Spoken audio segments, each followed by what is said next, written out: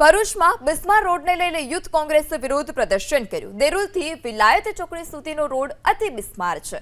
Youth કોંગ્રેસે ચક્કાજામ કરી વિરોધ નોંધાવ્યો। પોલીસે યુથ કોંગ્રેસના કાર્યકરોની અટકાયત કરી તો રસ્તા પર મસમોટા ખાડા અને ખાડાના સામ્રાજ્યને પગલે ભરૂચમાં વિરોધ જોવા મળ્યો। કોંગ્રેસનું વિરોધ પ્રદર્શન પોલીસે પણ અટકાયત કરી। વધુ માહિતી સાથે સંવાદદાતા યોગેશ ઓનલાઈનથી જોડાયા છે।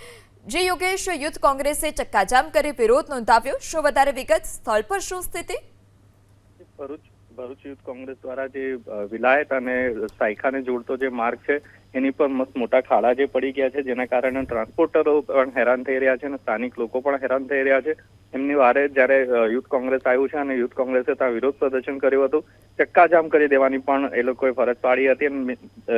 એ દરમિયાન પોલીસે મધ્યાહનગીરી આવી અને એમની ધરપકડ કરી છે। હાલમાં 16 જેટલા કાર્યકર્તાઓને અટક કરવામાં આવી છે। જી યોગેશ, સમગ્ર માહિતી બદલ આભાર।